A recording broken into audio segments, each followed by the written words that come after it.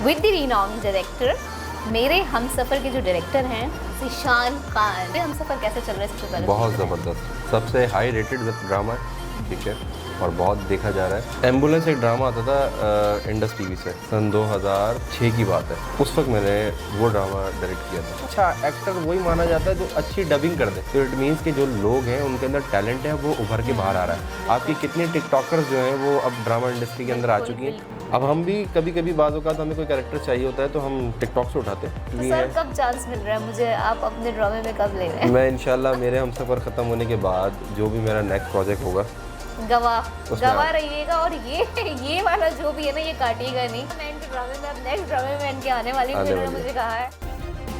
Subscribe करें और bell दबाएं ताकि कोई खबर रह न जाए।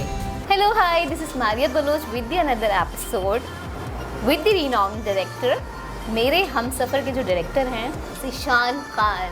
कैसे हैं आप? मैं बिल्कुल ठीक हूँ, आप कैसी हैं? मैं बिल्कुल ठीक हूँ। और इन्होंने कहा था कि मुझसे बिल्कुल कैजुअल इंटरव्यू लेना, मुझसे बिल्कुल कोई सीरियस बात नहीं करना। मेरे हमसफ़र कैसे चल रहा है सबसे पहले? बहुत ज़बरदस्त, सबसे हाई रेटेड ड्रामा है, ठीक है, और बहुत देखा जा रहा है। तो कितने साल हो गए हैं डायरेक्शन इस फील्ड में? तो मुझे हो गए कोई 15-16 साल।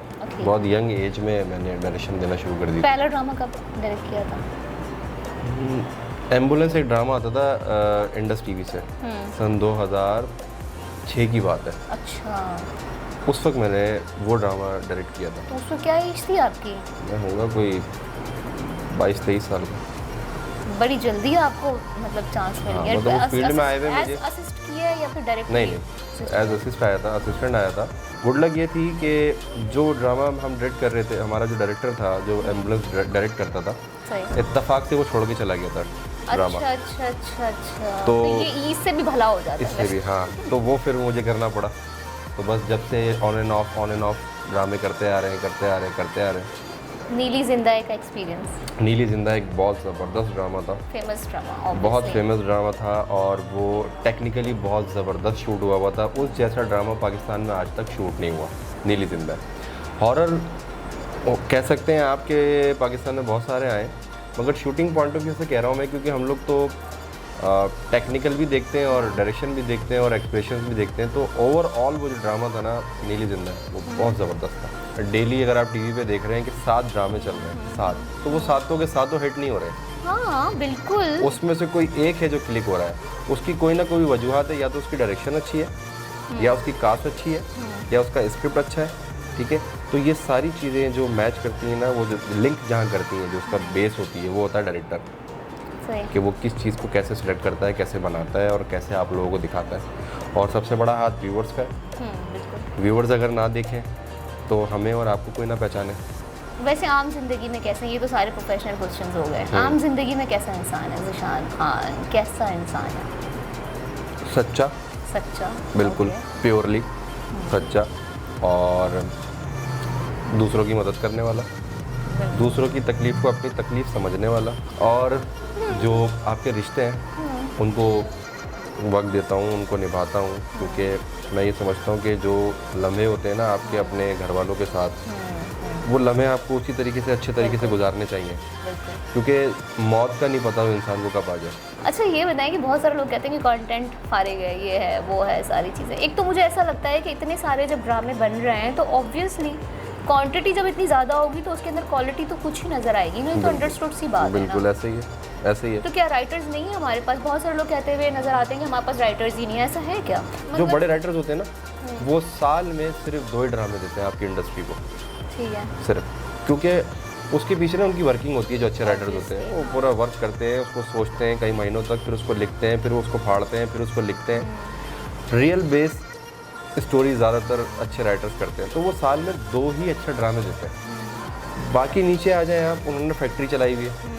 वो रात को अगर वो नीली जिंदा का स्क्रिप्ट लिख रहे हैं तो सुबह वो मेरे हमसफ़र का लिख रहे हैं, तो शाम को अगर उनको 1 घंटा मिल गया तो कॉफ़ी पीते हुए उन्होंने एक फिल्म का सीन लिख दिया, ठीक है। तो इस तरह जो है ना वो अब रोलिंग चल रही है। तो मतलब बीइंग आर्टिस्ट, यानी कि बीइंग आर्टिस्ट आपकी एक रिस्पॉन्सिबिलिटी है कि आपको जब भी काम करना है तो वो सही तरीके से एक प्रॉपर मैनर के साथ करें। अदरवाइज़ ये जगह पैसा कमाने की जगह नहीं है। मतलब लोग हमेशा यही सोच के आते हैं कि पैसा कमाने के लिए हम इस फील्ड में आए। ये बेसिकली फेम की जगह है। हाँ फेम आएगा ना तो पैसा ऑटोमेटिकली आ पैसा जाएगा। तो ऑटोमेटिकली आएगा, लेकिन ये पहले सोचना चाहिए कि काम पहले। हाँ, काम पहले, वो भी प्रोफेशनल होके। मतलब अगर आप काम को प्रोफेशनल होके करेंगे तो आप उसको समझ पाएंगे। अदरवाइज़ अगर आप एक्टिंग ही करने आ रहे हैं तो अभी आप मेरे साथ बैठ के एक्टिंग करेंगे, कल उसके साथ बैठ के एक्टिंग कर लेंगे, तो वो एक्टिंग ही करना है फिर। वो आप पुराने एक्टर ले लें, शब्बीर जान, अयूब खोसो, और आपके जो मशहूर अभी काजी वाजिद साहब, कवि साहब, ये वो एक्टर्स हैं जिनको किसी भी कैरेक्टर्स के अंदर ढाल लो, हाँ बिल्कुल, वो ढल जाएंगे। उनका गेटअप कर दो, आप उनको पहचान नहीं सकते कि ये वो एक्टर्स हैं। तो वो बनने के लिए जो है ना अंदर बहुत मेहनत करनी पड़ती है। अच्छा मुझे ये बताएं कि न्यू टैलेंट जो है उसको कितना कंसिडर किया जाता है, मतलब अब तो बहुत किया जाता है, पहले बहुत नहीं किया किया जाता था। अच्छा, क्योंकि आपके 4G सिस्टम आने के बाद जो लोग ग्रूम्ड हुए हैं, फिर आपकी जो डिफरेंट ऐप्स आ गई हैं, जैसे टिकटॉक देखें ना आपने, कितने एक्टर्स दे रहा है टिकटॉक आपको। अच्छा एक्टर वही माना जाता है जो अच्छी डबिंग कर दे, अच्छा सही, जो उसकी एक्सप्रेशन के हिसाब से सिर्फ देख के उसने अपनी वॉइस कर दी रिकॉर्ड, तो एक अच्छा डबिंग आर्टिस्ट होता है।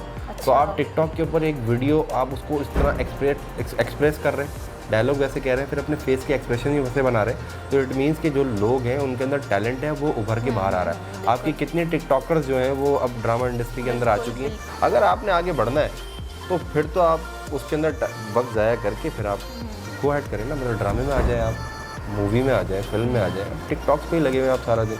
अब हम भी कभी कभी बाज़ औक़ात हमें कोई कैरेक्टर चाहिए होता है तो हम टिकटॉक से उठाते हैं। अच्छा हाँ, हम टिकटॉक से लेते हैं। तो सर कब चांस मिल रहा है मुझे, आप अपने ड्रामे में कब ले रहे हैं? मैं इंशाल्लाह मेरे हमसफ़र ख़त्म होने के बाद जो भी मेरा नेक्स्ट प्रोजेक्ट होगा, गवाह रहिएगा, और ये वाला जो भी है ना ये काटिएगा नहीं। मैं इनके ड्रामे में, अब नेक्स्ट ड्रामे में इनके आने वाली हूँ, तो इन्होंने मुझे कहा है कुछ डायरेक्टर ऐसे थे जिनको एक्टर बनने का शौक था, कभी नहीं। मुझे एक्टर बनने का शौक़ नहीं था, मगर इस इंडस्ट्री के अंदर कोई आदमी ऐसा नहीं है जिसने मुझे ऑफ़र ना किया हो कि तुम एक्टिंग करो। हाँ आप कर सकते उसने कहा तुम ये गलत फील्ड के अंदर आ गए, तुम्हें एक्टिंग करना चाहिए, हो, मुझे नहीं लगता वैसे। कि तुम्हें मॉडलिंग करनी चाहिए और एक्टिंग करना चाहिए। अच्छा मुझे ना किंग मेकर बनने का शौक़ था, किंग बनने का शौक़ नहीं था। ओके, मुझे किंग मेकर बनना था। तो मैं जब इस फील्ड में नया नया आया था, तो जिस कुर्सी के ऊपर डायरेक्टर बैठता है तो सारे बड़े बड़े एक्टर्स आके उसको पहले सलाम करते थे और उसकी हर बात मानते थे। जी सर बताएं क्या करना है, जी सर जैसा बोलेंगे वैसा कर दूँगा। तो मुझे ये एहसास हुआ कि यार ये जो इधर खड़ा है ना एक्टर, ये नहीं बनना है, ये जिस कुर्सी पे बैठा है ना, मुझे ये बनना है। अच्छा मैं आपको अपना पर्सनल बताऊँ, सीरियसली इररिलेवेंट है, लेकिन फिर भी मुझे डायरेक्टर बनना था। अच्छा वो क्यों? मैंने असिस्ट भी किया है, वो क्यों? आर्ट डायरेक्शन भी किया, असिस्ट भी किया, कमर्शियल्स वगैरह, लेकिन डायरेक्टर क्यों बनना था? आई डोंट नो, मुझे डायरेक्टर बनना था। मैंने कहा नहीं मुझे डायरेक्टर बनना है, मुझे अपनी मतलब माई बाप बनना था ना, in short. Not like that, but मुझे डायरेक्टर इसलिए बनना था कि मैं अपनी स्टोरी को अच्छे तरीके से लोगों को दिखा सकूं, कि वो देखें कि मैं क्या कर रही हूँ। बट मैं नहीं बनी हूँ। एक्टर तो बन गई ना। हाँ एक्टर बन गई, लाजमी नहीं आप जो चाहते हैं वो बन जाए, मगर उस फील्ड से रिलेटेड तो है ना, हाँ वो तो है। काफ़ी है। थैंक यू सो मच अपना इतना कीमती वक्त देने के लिए, और इतनी मज़े की बातें की हैं आपने। आपका बहुत शुक्रिया कि आपने मेरा इंटरव्यू किया। ये बड़े लोगों की बात होती है, और आपने साबित कर दिया कि आप बहुत बड़े हैं। अल्लाह ताला आपको हमेशा खुश रखे, गॉड ब्लेस यू। बहुत सारी दुआएं आपके नेक्स्ट प्रोजेक्ट के लिए जिसमें मैं आने वाली हूँ, और जो चल रहा है वो भी। Thank you so much. Thank you.